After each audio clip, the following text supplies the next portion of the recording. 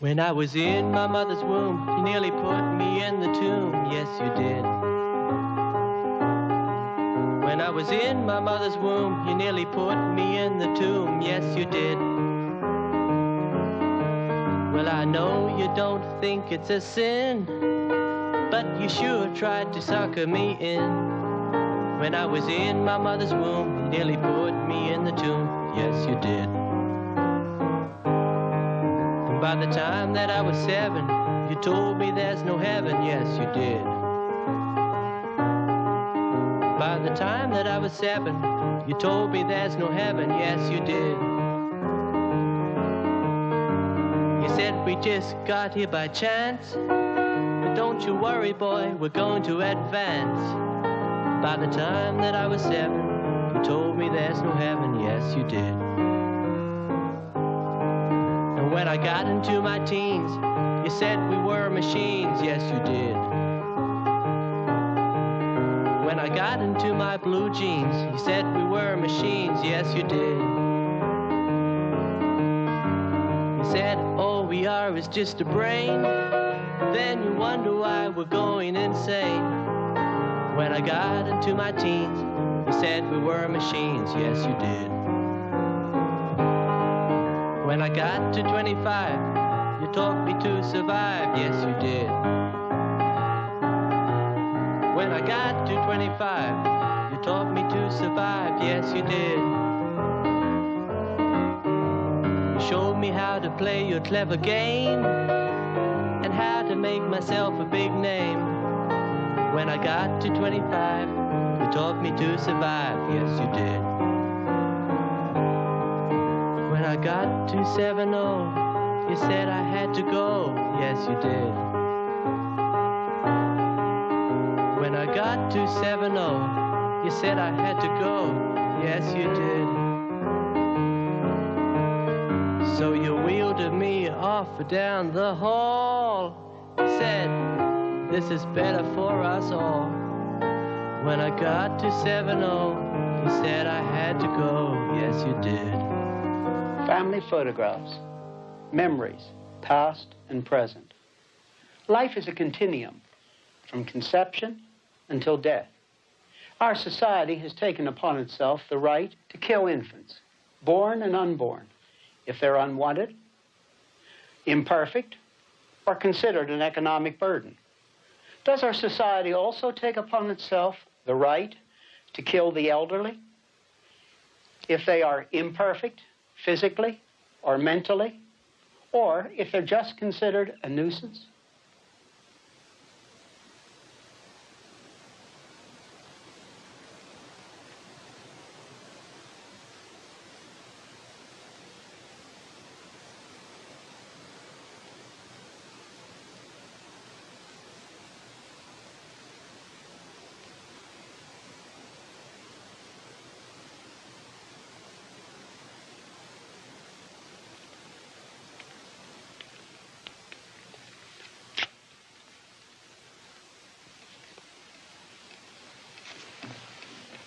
Goodbye, Grandma. You'll be fine.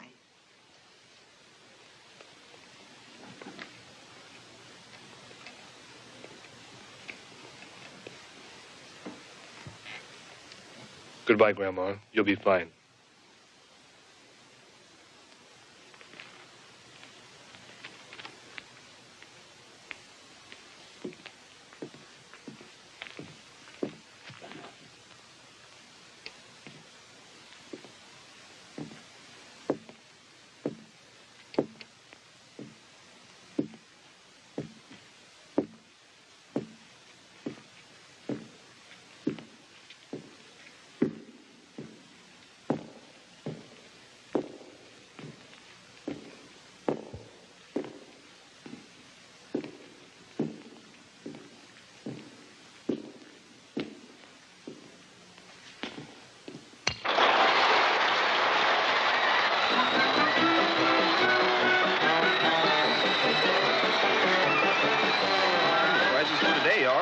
For Deville, Colorado, a four-wheel drive truck, $500 worth of shoes, Latin dance lessons at Fred Astaire Dance Studios, an all-expense-paid trip to Palm Beach, Florida, and the grand prize, a 1979 Datsun. Welcome again, ladies and gentlemen, to Bet and Deal, the show where you bring in your merchandise and bet it against the house. Let's meet our contestants for today. Fresno, California, Emily Jane Fernbach. Emily, tell us a little bit about yourself. Okay, thank you very much. And from San Juan, Puerto Rico, Mary Louisa Chavez. Leah, tell us about yourself. Thank you very much. All right, let's get started. Your merchandise. Hey, both contestants win a prize, and they can win each other's prize. The next candidates for reclassification as non-persons are going to be the elderly. The proportion of the old and weak relative to the young and strong will get abnormally large due to the anti-family sentiment and the abortion rate. This will result in the elderly being perceived as a cramping nuisance on the hedonistic, consumer-oriented lifestyle that so many claim is their right. Consequently, compassion for the aged on the part of the legislators and the courts doesn't seem likely, considering the precedent of non-protection for the unborn and unwanted babies. In speaking of euthanasia, I must keep going back to the abortion issue, in which the Supreme Court stated in its decision that only viable human beings who have the capability of meaningful life may, but need not, be protected by the state. That could be a death warrant for you or me in a few years.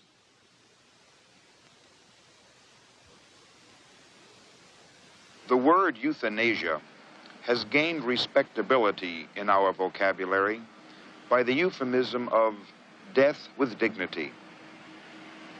This term, death with dignity, is the motto of a movement to legalize the killing of another person who, according to its proponents, have what they say is the right to the complete relief of an unbearable life.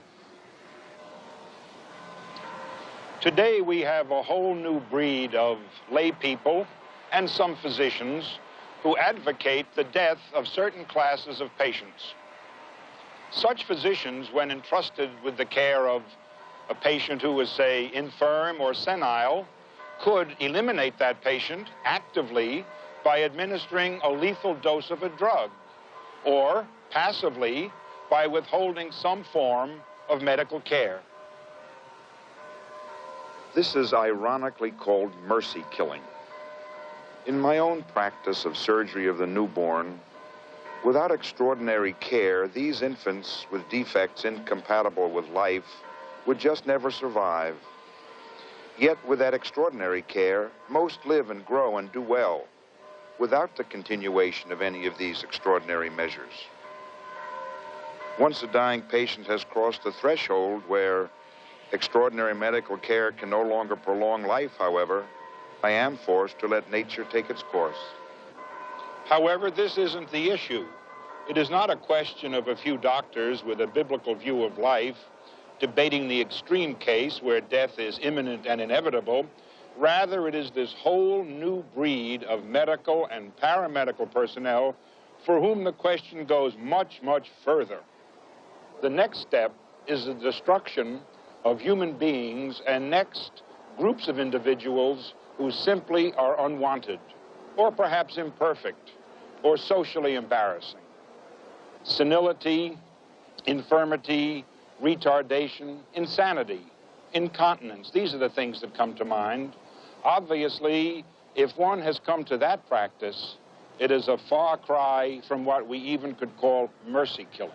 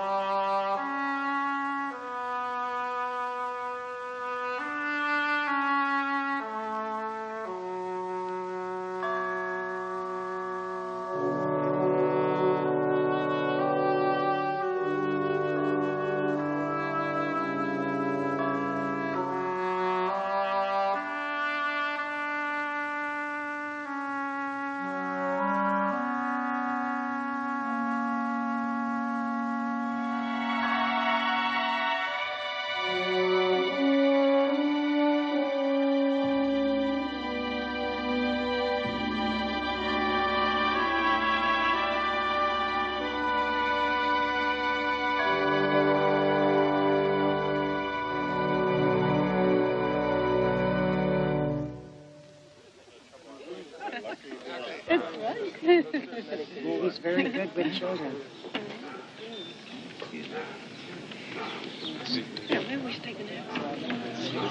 I can get one.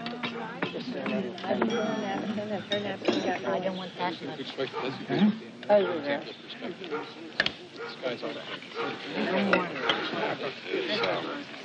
It depends on where you're headed, right? A little more, yeah. Nice looking thing. Thank you so much. What would you like? I'll serve you. At last. Do you like a leg? That's a 5. That's really nice. Oh, thank you so much.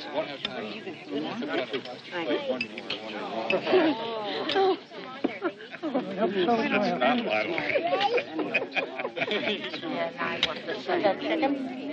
Oh boy, that looks delicious. The king. They are. That's like fun. Quite a ways on. Yeah, anything. How can we eat it? Isn't that delicious the way that's cooked? We don't eat yet. And Clara, you don't eat till they tell you. No. I'm getting hungry. Yeah, I have my manners. We done so much riding up hills and down hills. You did from Germantown. Yeah, and did you come back a couple times? Yes, that's what I thought. They had you riding around. Where we go for a ride for say another 25 minutes. He lives in Orangetown, a chauffeur. Makes no difference. For the bus we were in. Don't he? Yeah, he's got a date tonight. Oh, has he? Well, I think he'll be late for the day. Oh, I guess he's used to those kind of things. Somebody else might drive the bus. He said he didn't mind. Well, he was to go back. Look at those pretty flowers over there. And then they'll come back. An acceptance of the idea of euthanasia leads to degradation of the elderly. It justifies caring for them badly, if at all. It encourages attitudes such as, if the elderly don't want to shuffle off quickly, they are somehow failing in their contribution to society. Economics then creeps in. Somehow, old folks are made to feel that they are, in this crazy schizophrenic society, in some way depriving someone younger and more deserving of the care that is being given to them. This economic pressure will mount even more as an increasingly aging population includes fewer young people to support them. A dwindling population of productive young people means a drastic reduction in the tax base. This can release great pressure for the wholesale elimination of the unproductive elderly. The thin edge of the wedge of the euthanasia movement is the so-called living will. This is a document which is a written directive by an adult patient authorizing the withholding of or the withdrawal of extraordinary life-sustaining procedures in terminal illness. It will be a short step from the living will, which is passive euthanasia in the parlance of the movement, to active euthanasia, which is killing.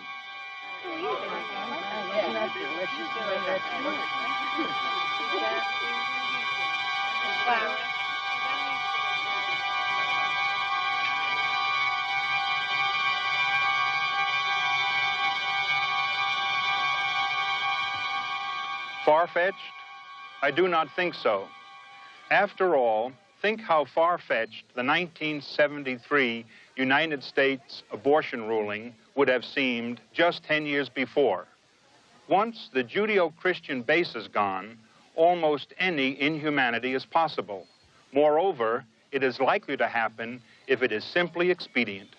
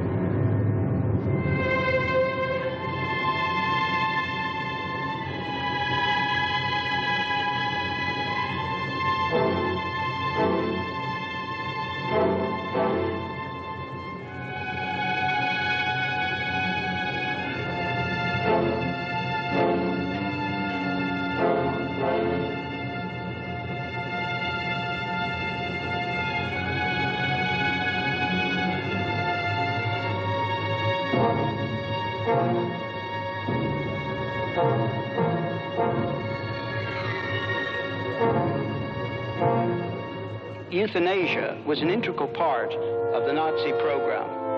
The death camps dealt with the old and weak, as well as the political and racial enemies of the Nazis. This is the room of the eternal flame in Yad Vashem, the Israeli memorial in Jerusalem to those who perished in Hitler's Holocaust. Here the victims are commemorated who died in one or another of the concentration and extermination camps that once streaked the skies of Europe with smoke from the burning remains of millions of human beings. The idea of the extermination of the old and weak did not die with Hitler. People have got to be careful about being misled by the euthanasia forces. They are abroad today as they have never been before. In our generation, we are being misled to accept these actions under the death with dignity banner.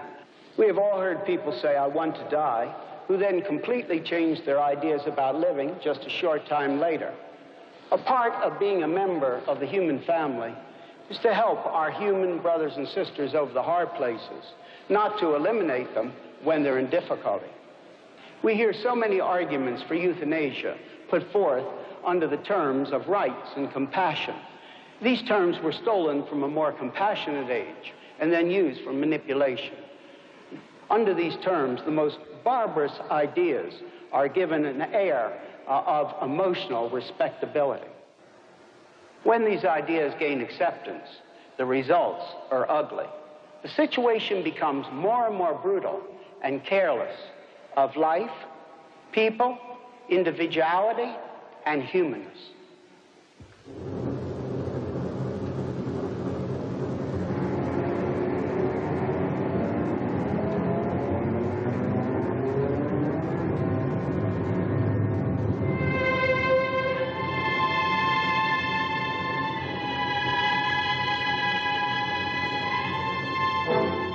Another example of the subtle argument for euthanasia is the way Joseph Fletcher, the popularizer of situation ethics, stresses its connection with abortion. In his discussion on death with dignity, in the American Journal of Nursing, he said, "It is ridiculous to give ethical approval to the positive ending of subhuman life in utero, as we do in therapeutic abortions, for reasons of mercy and compassion, but refuse to approve of positively ending a subhuman life in extremis. If we are morally obliged to put an end to a pregnancy when an amniocentesis reveals a terribly defective fetus, we are equally obliged to put an end to a patient's hopeless misery when a brain scan reveals that a patient with cancer has advanced brain metastases." Fletcher begins by saying that any other position except his own is ridiculous. He then goes on without discussion and accepts the ethical acceptability of abortion, and then projects this into the moral imperative of aborting the unborn child if, in his case, it is defective. This then is projected further into the taking of the life of the cancer victim who has a severe brain problem. Here is a perfect example of the humanist as the great meddler in human affairs, a meddler in God's affairs.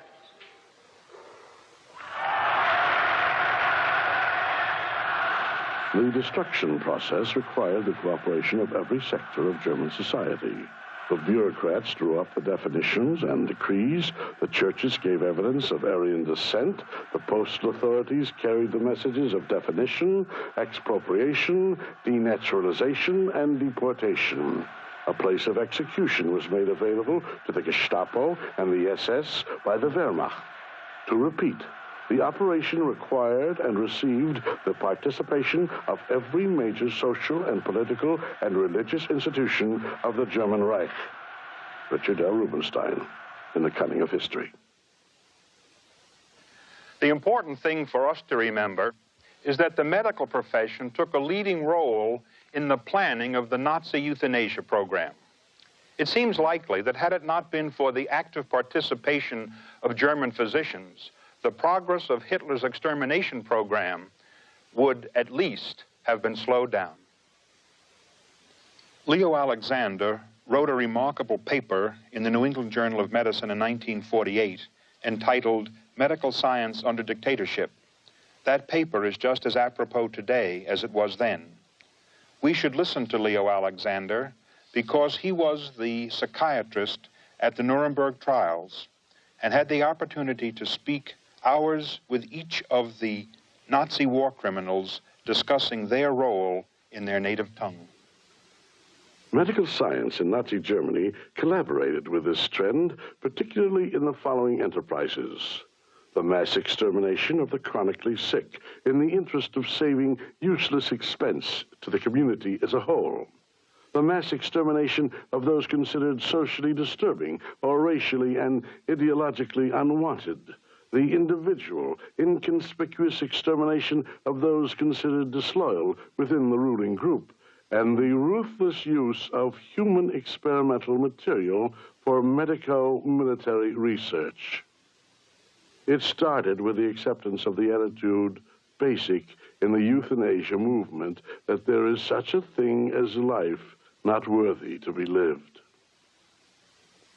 Many had reached this point, including many in the medical profession, before Hitler came on the scene.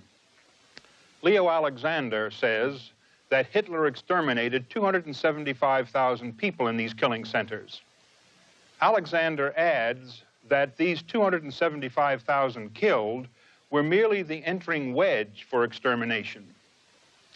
The methods used and the personnel trained in these killing centers for the chronically sick became the nucleus for much larger centers in the East, where the plan was to kill all Jews and Poles and to exterminate 30 million Russians. It should be noted that it was not Jews who were killed at first, but the frail, the infirm, and the retarded. Eventually, as World War II approached, amputees from World War I were eliminated because they were of no service to the Reich.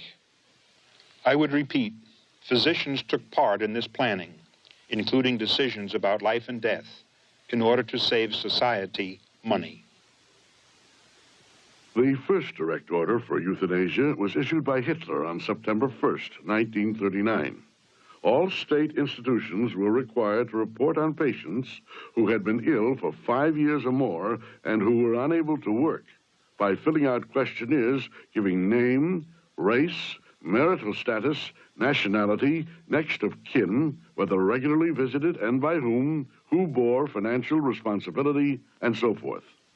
The decision regarding which patient should be killed was made entirely on the basis of this brief information by expert consultants, most of whom were professors of psychiatry in the key universities. These consultants never saw patients themselves. Alexander tells us that there was a special company for the killing of children known by the euphemistic title of Realms Committee for Scientific Approach to Severe Illness Due to Heredity and Constitution.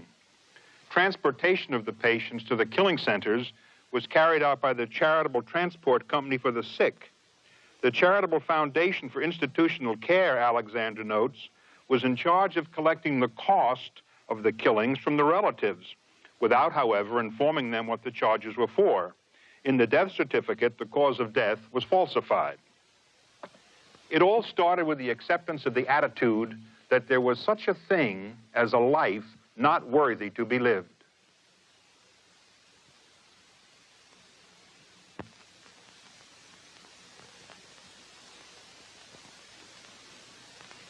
I'm standing in the infamous concentration camp at Mauthausen, Austria. Between 1938 and 1945, 110,000 people of all nationalities were killed here. Jews and Christians, political prisoners were tortured and had pseudo-medical experiments performed upon them in this place. To the Nazi, those who were an unwanted burden on society, the young and the old, the infirm and the weak, the dissident, were eliminated in an effort to build a perfect human race according to Nazi standards. The individual was no longer viewed as a special creature created in the image of God.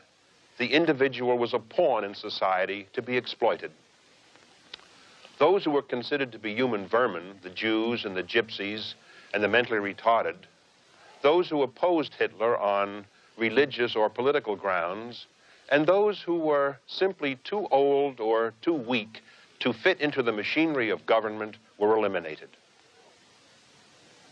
Many well-meaning people are attracted to the so-called beneficial aspects of some sort of euthanasia program, provided that they could be freed from the guilt of responsibility. It is easier to see that if the first step is immoral, whatever follows will also be immoral. But even if the first step is moral, it does not follow that the second step will be moral. What we have to ask ourselves is, what is the second step likely to be? Semantics can be the preparation for accepting a horror. When the World Conference on Population Control could refer to abortion as a retrospective method of fertility control, think of all the euphemisms for infanticide and euthanasia. In England, they refer facetiously to starving a child with myelomeningocele as putting it on a low-calorie diet. How much easier to kill the product of conception than to kill an unborn baby? When you think, you use language. But in a way, language also thinks for you. Language has power. The language used actually forms the concepts people have and the results these concepts produce. Think of the Nazi use of the name the Charitable Transport Company for the Sick, for the transportation of the infirm to killing centers. Times of monstrous inhumanity do not come all at once. They are slipped into subtly.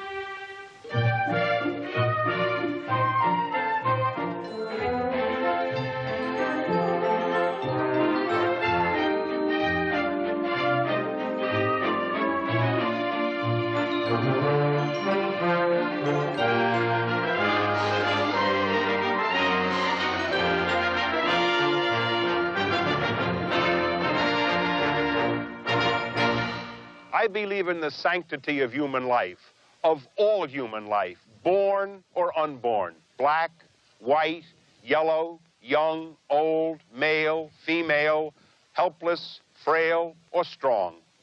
There is nothing more worthwhile on this earth than human life. No career, no ambition. If human life is cheap and meaningless, then all of human aspiration is meaningless as well. I am concerned about the attitude of our medical and legal professions moving inexorably down the road from abortion to infanticide to the destruction of a child who is socially embarrassing, and then further to something that might seem unthinkable today but could be quite acceptable in a few years, a widespread euthanasia program.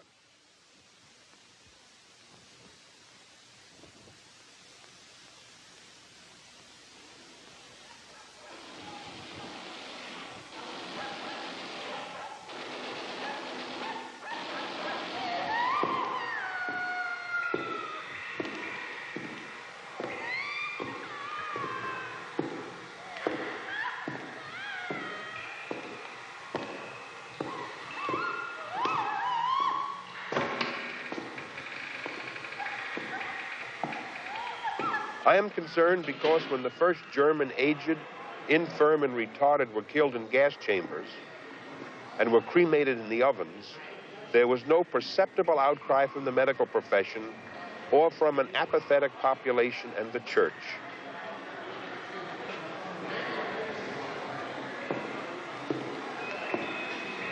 It might be hard enough for me to survive if I am a social burden. But if I am a social burden and an economic burden, no matter how precious life might be to me, I have little chance.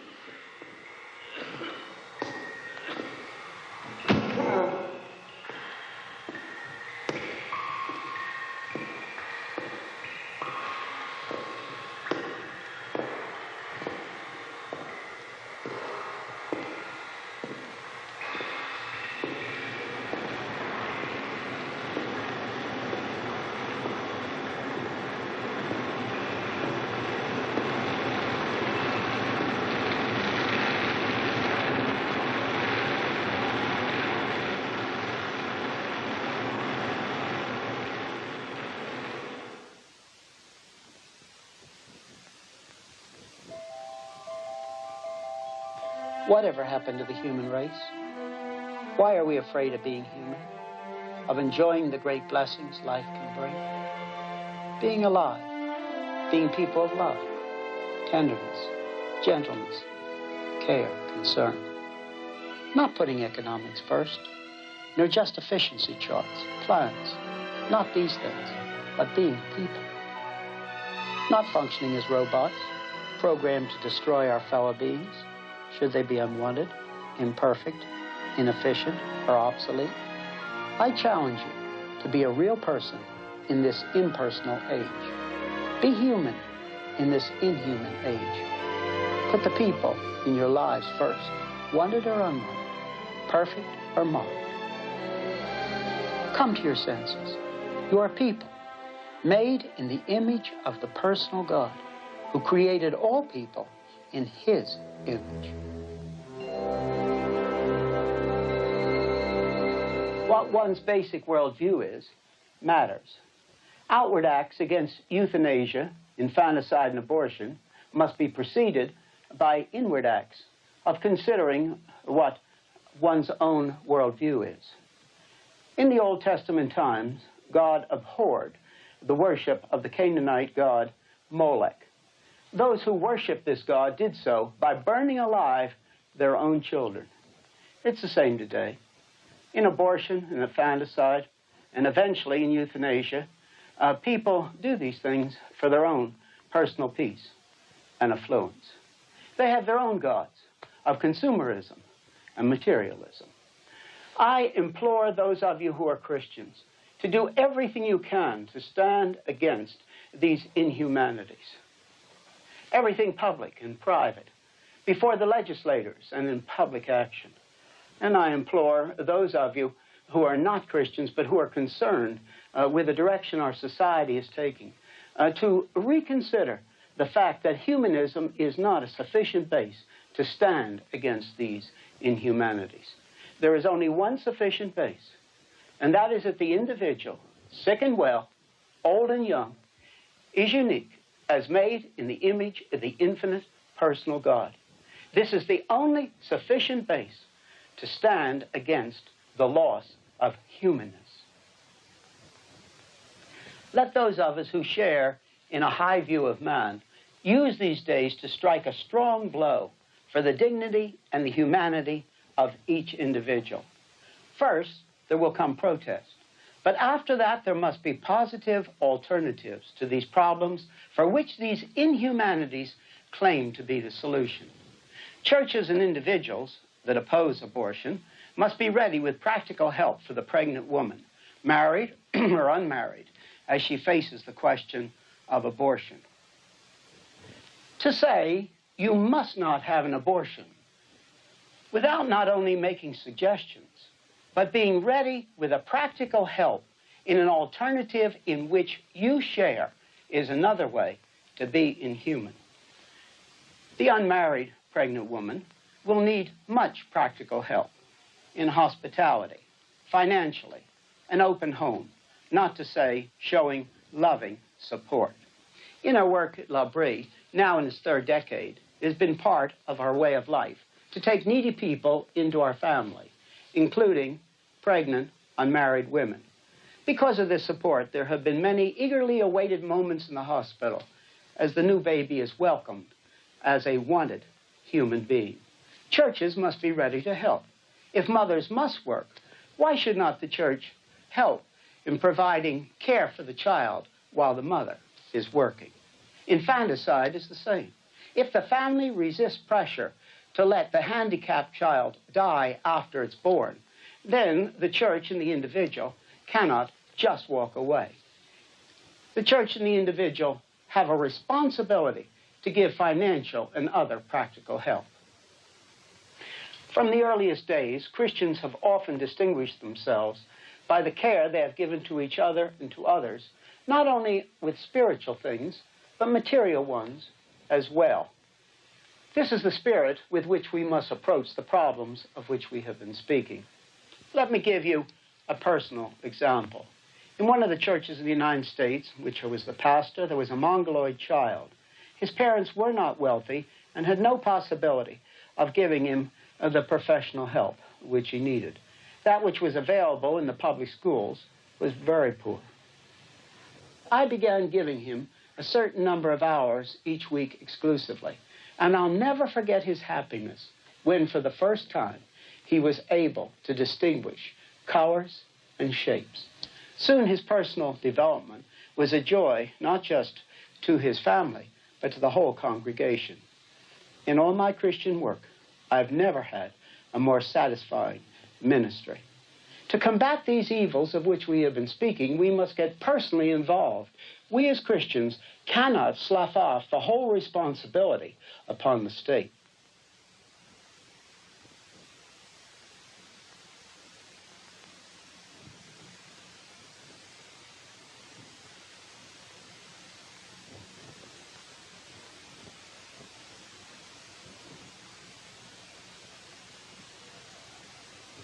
We had my mother in our home for the last 7 years of her life. After she broke her hip, she needed constant care, which was quite a burden for our busy family. But the whole community joined in to help. Some came to take turns with her in playing checkers, some to read to her, some to talk and to visit. In community together, she was not only cared for, but it was a thing of beauty. It is not only a matter of not killing off the elderly and the infirm, but offering them real life. There is little difference between active euthanasia and the way so many of the elderly are abandoned to a living death in the old folks' homes.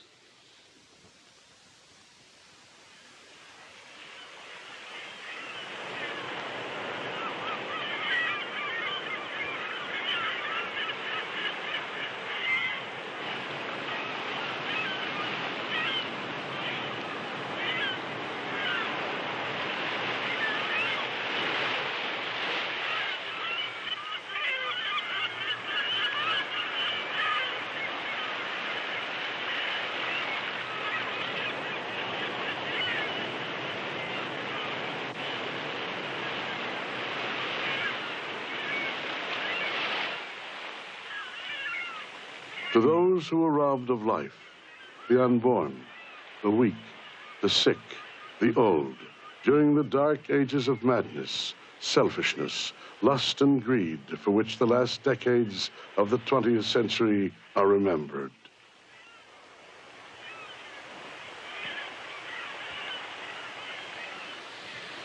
If in these last decades of the 20th century, the Christian community does not make a determined stand on the issues of each individual to have a right to live and a right to be treated as made in the image of God rather than as a machine, I believe we have failed in the greatest moral challenge of this century.